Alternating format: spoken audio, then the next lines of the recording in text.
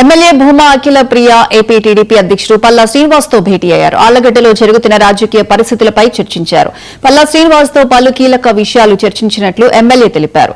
ఆళ్లగడ్డలో ఏ చిన్న విషయం జరిగినా నిజ నిజాలు తెలుసుకోకుండా ట్రోల్ చేస్తున్నట్లు వెల్లడించారు.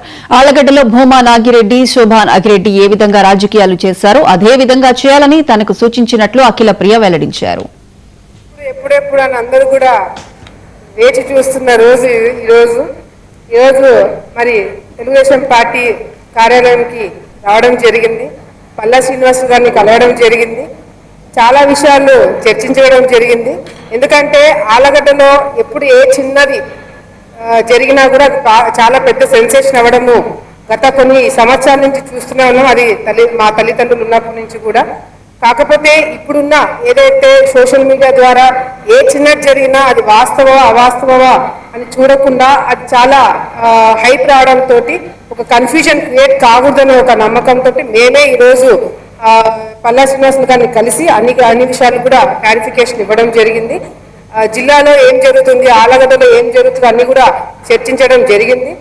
శోభా నాగిరెడ్డి గారు, భూమా నాగిరెడ్డి గారు ఏ విధంగా రాజకీయాలు చేశారు, తప్పకుండా నువ్వు కూడా ఆ స్థాయికి వెళ్ళి రాజకీయాలు చేయాలా, పార్టీ తరఫు నుంచి అన్ని విధాలుగా నీకు సపోర్ట్ ఉంటుంది. ఏదైనా చిన్న డిస్టర్బెన్స్ వచ్చినప్పుడు నువ్వు పార్టీ కూడా తెలియజేసి ఒక క్లారిఫికేషన్ ఇస్తే బాగుంటుందని చెప్పి ఆయన కూడా చెప్పడం జరిగింది.